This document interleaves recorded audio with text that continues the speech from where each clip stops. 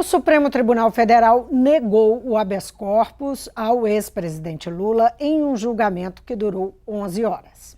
Condenado em segunda instância, no caso Triplex, Lula pode ser preso em poucos dias para cumprir 12 anos de detenção. O julgamento foi cercado de tensão em um clima político radicalizado. Lula pode se tornar o primeiro ex-presidente preso da história brasileira. Isso enquanto ele lidera as pesquisas para a eleição ao Planalto. Nosso convidado de hoje é o cientista político Rudá Rissi. Bem-vindo, Rudá. Obrigado pelo convite. Rudá, que impressão passou para você desse julgamento? A primeira impressão é que a extrema-direita está na ofensiva política no Brasil. Eu não estou falando de direita. A direita não usa violência, não prega violência. Estou falando da extrema-direita. E ela sai do armário em 2015, 2016. E vamos só lembrar, foi uma sequência de ações. Primeiro o assassinato da Marielle, que não é o mesmo grupo, evidentemente, mas é sempre um pensamento de extrema-direita. Extrema-direita é a direita que usa da força, assim como extrema-esquerda é a esquerda que usa força, usa arma para eliminar o oposto. Nós tem um tivemos pensamento fascista, tem um tem pensamento uma compreensão fascista da realidade assim. A extrema esquerda eliminar o outro. Também pode ter um pensamento totalitário, mas não fascista. Fascismo é direita, né? Há uma confusão no Brasil, uma banalização muito grande, por isso que eu estou falando isso.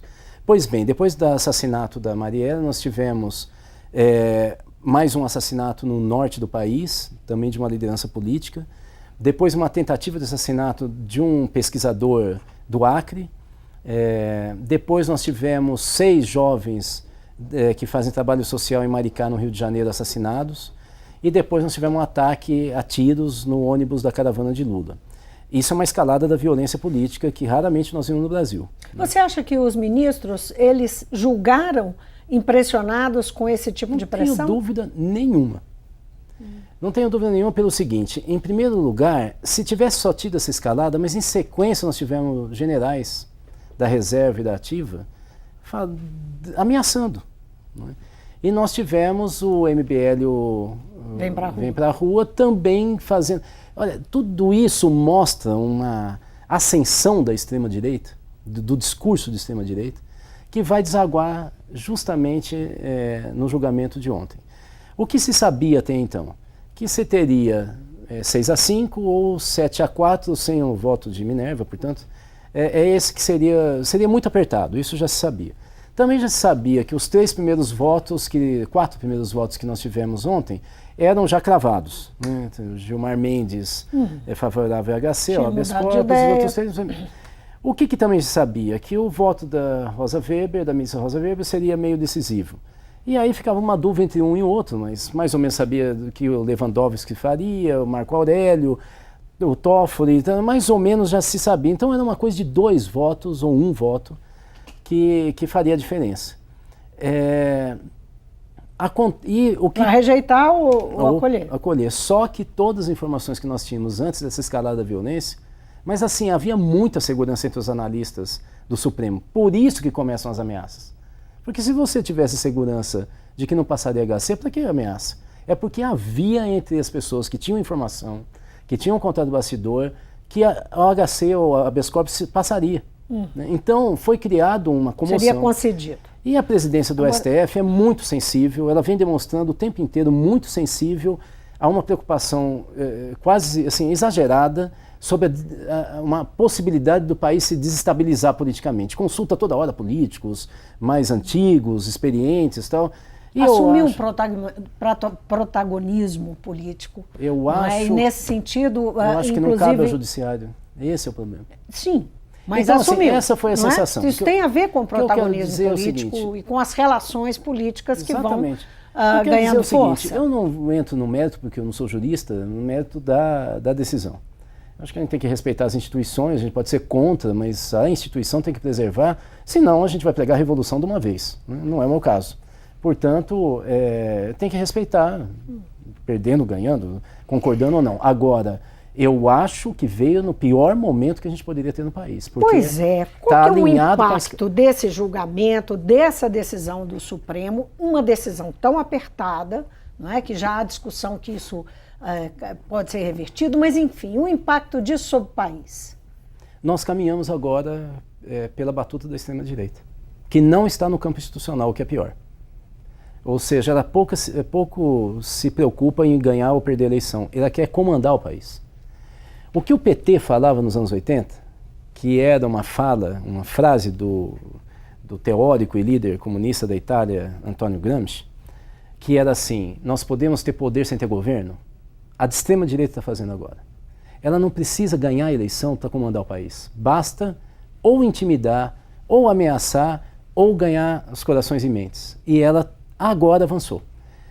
Quem saiu vitorioso ontem... Mas você compara... Espera aí, antes de você avançar no seu raciocínio. Você fez uma comparação da extrema-direita, que que a gente pode dizer que é personificada por Jair Bolsonaro e esses grupos que estão em torno dele. Ele é a faceta... Dentro do espectro, se a gente pensar em eleições... Se pensar no campo institucional, sim. Mas ele é a faceta debochada. Mas você comparou com o PT que no seu nascedouro. Só a ideia. Vamos retomar a ideia. O Antônio Gramsci dizia que a hegemonia, o poder político, né, ele se dá pela cultura, pelos valores. Ou seja, ele se diferenciava do Lenin, na esquerda, que achava que a hegemonia se dava pela força. O Gramsci dizia, não, no mundo contemporâneo, a gente tem que ganhar pela cultura, pelos valores. E como é que se faz isso? Você vai ver que tem uma vocação democrática na visão do Gramsci. Eu ouço muito a população, vejo os interesses difusos e construo um discurso em que a maioria se vê nele. E com isso eu consigo conduzi-los. E isso a extrema-direita está É exatamente o que a extrema-direita está fazendo, mas através da ameaça também. Então nós temos várias pessoas que estão muito preocupadas se acontecer tal coisa, de então ter uma escalada da violência. Atirar num ônibus de uma campanha pacífica, isso é gravíssimo em qualquer país, e aqui foi tratado como deboche. Você acha que as eleições estão ameaçadas? A eleição não, eu acho que o país está. O que eu estou querendo dizer? Que nós vamos ter eleição, que nós vamos eleger um presidente e ele vai governar com a extrema-direita no calcanhar. O tempo inteirinho. Não é a direita, é a extrema-direita. Eu estou falando das milícias, como a do Rio de Janeiro, que mata, que vende gás de cozinha e que vende gambiarra para acesso à TV a cabo. Eu estou falando dos ruralistas que estavam com paus e pedras no sul, atacando gente que estava fazendo campanha. Não estava ameaçando nada a vida deles e desse pessoal que atirou em ônibus. Tá. Então, assim, se a gente for pensar... Estou falando do MBL, que é fascista. Sim, pois é. Quem personifica o candidato desses grupos, pelo menos aparentemente e de forma mais massiva, é o Jair Bolsonaro. Personifica o voto, mas ele não é... Veja, qual que é a nossa sorte ainda? É que esses grupos de extrema-direita, que são antidemocráticos, anti-estabilidade do país, que usam a força, que querem armas privadas, eles desdenham o Estado, o Exército, tudo. Que é um discurso do Bolsonaro. Eles ainda não estão articulados nacionalmente. Sim. E eles não têm, portanto, uma negociação com o Bolsonaro. Então a relação com ele ainda é frágil. Agora, com a vitória, com a prisão de Lula, eles é que saíram vitoriosos, não foi PSDB, os partidos de oposição ao PT, eles não saíram vitoriosos. Eles podem fazer um xiste aqui ou ali, mas eles não saíram vitoriosos. Quem saiu foi a extrema-direita, que fez toda essa mobilização e que ganhou a parada. Ninguém prendeu. Quem ganha com isso? Vamos lembrar daquela, daquele caminho natural que existe de convergência para o centro nas eleições, no espectro político. Normalmente a maioria dos eleitores converge para o centro. Numa situação como essa que nós estamos vivendo, Jair Bolsonaro representando de forma, como um candidato, o candidato mais à direita isso, do espectro. Mais à direita, esses grupos que podem oferecer apoio a ele, ou quem sabe a outro candidato, mas enfim, esses grupos nessa emergência, nós temos o risco de caminharmos para essa convergência não acontecer e, enfim, esses votos, a maioria dos votos, caminharem para a direita? Os você ruralistas, enxerga vou pegar um grupo, os ruralistas, todas as vezes que eles entraram na política, eles perderam espaço político. Ao se institucionalizar, eles têm mais força fazendo as ameaças que eles fazem, né? Essas bravatas, demonstração de músculo, né? Assim como as milícias. As milícias têm contato no mundo político, obviamente, mas eles não têm uma ação monolítica, né? Eles têm os territórios, eles querem preservar os territórios deles, né? E nós temos milícia em todo o país, mas no Rio é mais conhecido, né? E nós temos agora a MBL, né? A brincadeira é que as forças de centro-direita e centro do Brasil insuflaram 2015 e 2016 e não conseguiram controlar mais. Então você veja, o centro-direita do Brasil... Você acha que a hora que começar o jogo, isso tende a recrudescer ou recuar? Não sei. Por enquanto não tem campanhas realmente atuando. Eu tento me colocar no lugar de quem é de extrema-direita, pensando estrategicamente. O que eu pensaria? Eu pensaria de duas maneiras, o que eu acho que pode ter um debate nesse momento entre eles. Vamos encostar no Bolsonaro e fechar a agenda dele com a gente. E aí nós vamos ter o poder, junto com ele. Inclusive ele é ameaçado, porque ele não tem tanta força assim. Depois eu posso falar da composição do eleitorado do Bolsonaro. E a outra questão é, vamos ficar fora desse jogo, deixa eles se virarem, mas nós é que vamos comandar pela ameaça constante, como nós fizemos no caso do Lula, no caso da Dilma e no caso do Temer.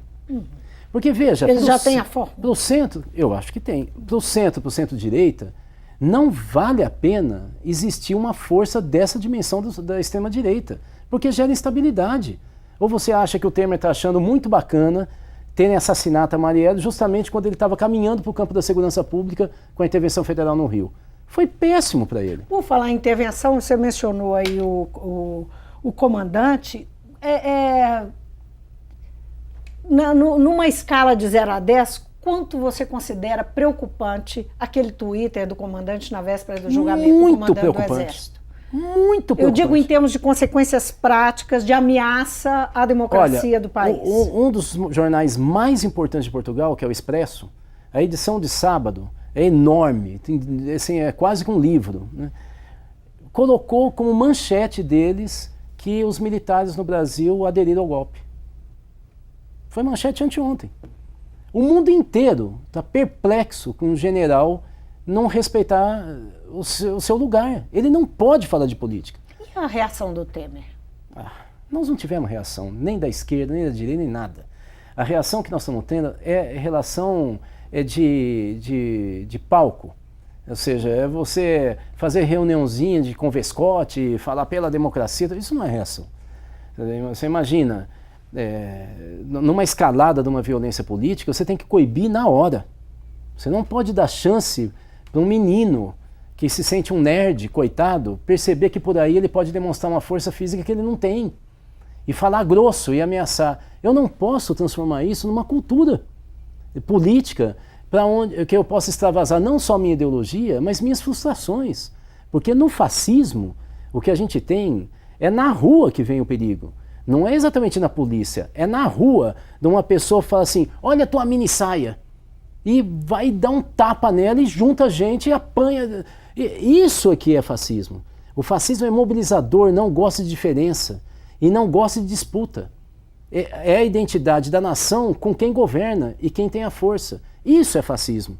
E nós agora temos uma escalada fascista. Vocês não vêm aqui pregar o que vocês querem, porque esse lugar é meu. Agora, você acha que... Porque tem um conjunto da população que caminha sempre um pouco à margem do que está acontecendo, não é? Com a política nacional. Toma conhecimento de forma enviesada, não é? E você tem a esquerda e a direita, né? Grupos à esquerda e à direita, e o meio político em si e tal, atuando. Como é que esses grupos estão distantes desse pensamento e desse sentimento fascista, ou eles se aproximam? No dia a dia tem expressão disso de alguma forma? Como é que você enxerga isso? Essa pergunta é muito importante porque você falou em escalada fascista. Para ser escalada tem que afetar essa... Não. O fascismo começa na Itália, no final dos anos 20, sem ser movimento de massa, né? E ele vai se transformar em um movimento de massa. Pouco a pouco, né? Bom, mas vamos... no nazismo foi um pouco diferente, mas o que eu estou querendo propor? Primeiro, distinguir o campo da eleição do que está acontecendo na sociedade. A escalada fascista não está no campo institucional. O que significa E segundo, que essa escalada fascista não tem voto. Por enquanto não tem voto. Ele não tem a maioria da população.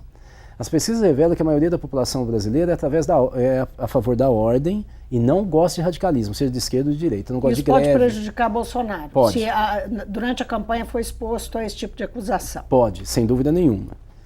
É por isso que a minha preocupação é se esses grupos se articulam com o campo institucional. Aí a situação fica um pouco mais perigosa do que já é.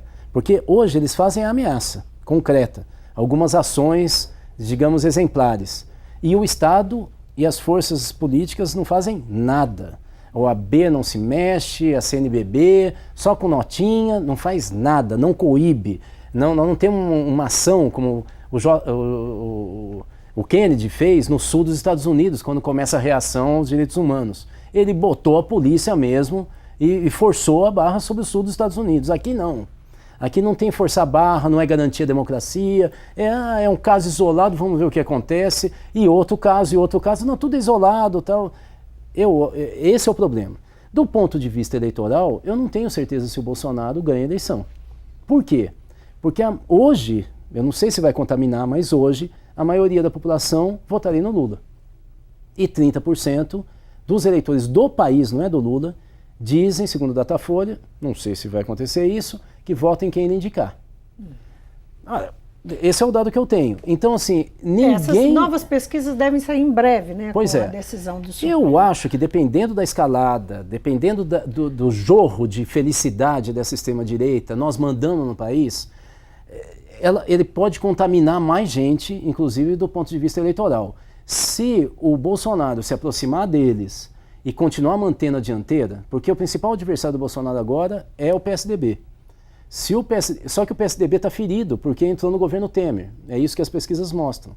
Então, se ele conseguir se sustentar e conseguir ter algum tipo de projeção, aí sim eu temo que nós teremos uma tendência dele ganhar a eleição e, se ganhar, ter que pagar um tributo para essas forças histéricas. Só antes da gente avançar, sobre a situação do PT e do Lula especificamente, que eu gostaria de abordar, eu queria... Você fez essa referência que o PT está ferido porque participou do governo Temer. Desculpe, o PSDB, mas ele está ferido só por isso? As denúncias, a situação do Aécio, isso nada afetou? Não vejo repercussão nenhuma sobre o PSDB. Nem Eduardo Azeredo.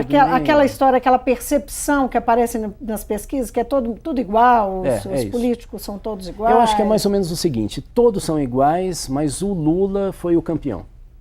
Porque ele passou a mão em todos eles. E por que ele passou a mão, então? Foi só para governar? Mas isso não sobra para o PSDB? Esse sentimento, você acha Eu acho que não. Eu acho que é o seguinte, o que sobra para o PSDB, em primeiro lugar, é a oposição a ele, que não é pequena, né? Mas não é uma oposição violenta, assim, não é algo umbilical, assim, algo das entranhas, né? É uma oposição porque eu não concordo com a visão deles, né? É diferente da oposição ao PT hoje, né? Mas eu tenho certeza, porque eu vejo nas pesquisas que o principal fator para o Alckmin, que é o governador do estado mais rico do país, onde tem uma repercussão imensa qualquer coisa que ele faz, e não é um governador extremado, como um político extremado como o Aécio, ele nunca fez o flerte que o Aécio fez ao MBL, por exemplo, ele seria o moderador nesse momento. Por que ele não cresce? As pesquisas revelam que é porque eles se aliaram ao Temer, e o partido que ficou mais identificado com as políticas antipopulares foi o PSDB, não o PMDB. Não por gosto dele, né? Porque o Alckmin, a verdade, ele de cara teve restrições, né, a ocupar ministério. Exatamente. Mas então, o PT fala em prisão política depois do julgamento e mantém a candidatura do Lula. O que você acha dessa estratégia, a forma que, pelo menos assim, menos de 24 horas depois, poucas horas depois, na verdade, né? Foi durante essa madrugada que saiu a decisão. O que você acha dessa estratégia do partido? Eu acho um pouco madura. Eu acho que é um discurso emocional. Veja, é um discurso emocional que continua na mesma toada de transformar o mundo em algo mágico, uma visão romântica, né? Eu não acho que seja um equívoco total, eu acho que é uma postura até solidária, mas isso aí não refaz a ligação do partido com a massa. Assim, nós não sabemos qual que vai ser a reação da maioria dos pobres. Eles se identificam com o Lula, mas as pesquisas revelavam que eles achavam que o Lula tinha errado mesmo. Mas ele é o único que fez alguma coisa para os pobres. Será que agora o Lula caiu fora do jogo? Vai ter uma solidariedade de alguém que morreu no jogo? Saiu do jogo? Pois é, mas aí não é a questão de que se ele entrar, por exemplo, como aquele que referenda, se ele não ficar preso? Mas será? Assim, tudo incerto. O jogo é o seguinte, ou eu vou direto para a briga, e aí eu tenho que fazer manifestações com o MBL, e ocupar prédio, ir para cima, fazer denúncia. Não é fazer um joguinho como o PT está fazendo. É fazer como ele fazia nos anos 80 e 90. Mas o PT tem que encontrar o adversário dele. Nas eleições, você está falando de eleições. Eu estou falando, ou ele vai para a desobediência civil, ou para o limite da desobediência civil, aí é uma postura mais à esquerda, e não esse negócio, vamos ter um candidato, mesmo que eles não queiram. Mas você acha que cabe? Não estou dizendo que cabe, eu estou dizendo que eles ficaram no meio do caminho. Eles nem vão para um jogo político forte, de confronto mesmo, né, da institucionalidade, já que ele está dizendo que houve um erro, é uma cassação política, então ele está dizendo que o STF tem lado político e que, portanto, não é confiável. Ou seja, está dizendo que o Supremo Tribunal Federal não vale mais para garantir a ordem. Então, como é que você faz? Você vai para a luta. Você vai para a luta para restituir a ordem, né, se você é democrata. Nem eles fazem isso, nem eles reorganizam o jogo para enfrentar a situação atual. Eles ficam fazendo reuniões gerais, soltando manifestos. O PT está perdendo energia. Ele não consegue orientar. E sabe por que eles estão fazendo isso? Porque, primeiro, o PT jogou todas as fichas dele há 10 anos no campo institucional em eleição, esqueceu completamente dos bairros periféricos, da juventude. Eles acham que assim, uma secretaria da juventude é que resolve isso. Aí cria um ministério não sei o que da Secretaria da Juventude, um ministério não sei o que da Casa Civil, e eles acham que isso resolve. É como se a institucionalidade resolvesse um problema lá do menino lá embaixo. Né? Bom, e pior, as eleições para o PT dos últimos 10 anos chamam-se Lula. Isso é caudilismo, gente. Isso não é uma luta democrática de massa, não é uma representação. É você transformar o país na figura de uma pessoa. É por isso que o PT está desarmado. E ele continua nesse jogo. Agora vamos continuar com o Lula. Será que não está claro que o ciclo do Lula está acabando? E não é por causa do STF. E quantas eleições mais ele aguentaria? Eles querem transformar... Daqui a pouco vão embalsamar o Lula e vão continuar levando ele nas ruas para beijar o pé dele. Isso é um erro político. Deixa eu só argumentar aqui uma coisa. E a volta do Lula não tem a ver com, enfim, com o grande tropeço do partido, do jogo político, não tem a ver com isso? Tem. Quer dizer, ele não ficou, na verdade, obrigado a essa situação? O PT e ele também? E mais recentemente, numa estratégia de defesa? O problema é que o PT depende de verba pública hoje. Ele dependeu um dia da militância, daqueles que eram próximos dele. Hoje ele depende do Estado. Ele depende para dar obra, ele depende para ter cargo profissionalizado através de cargo comissionado, ele depende para poder manter as bancadas, ele depende para ter campanha, depende para ter nome. É o que se chama de partido cartel. O problema é que o PT não é mais um partido de massa como a gente conhecia. Só para a gente encerrar, porque o nosso tempo infelizmente acabou, a pergunta que não quer calar. Diante desse clima tensionado, radicalizado, um ambiente político que veio que na verdade não começou agora por causa desse julgamento, né? Como nós conversamos aqui, você tem um ambiente cada vez mais deteriorado. Até que ponto nós podemos falar que a nossa democracia está sob ameaça? Está totalmente ameaçada. O país inteiro, todas as forças políticas hoje dependem do que a extrema-direita vai fazer, até o Bolsonaro. Essa é a realidade do país. Ou nós desarmamos essa bomba, e isso significa confrontar e colocar o monopólio da força que é do Estado na rua, e não é para ficar pegando o traficante que não pega mesmo, é para pegar essa molecagem que está destruindo o país e tentando transformar o país em feudo deles através da força. Mas para isso eles têm que ser criminalizados. Exatamente isso que eu estou falando. Quem prega ditadura militar tem que ser preso, está na Constituição. Quem pega em arma, e a gente tem foto mostrando um grupo, não é uma pessoa, um grupo com pau, pedra e arma de fogo para atacar o adversário, tem que ser preso, isso é crime. Quem mata uma vereadora, que é uma autoridade pública, naquela cidade que foi a capital do país e que é a capital do turismo da América Latina, tem que ser preso.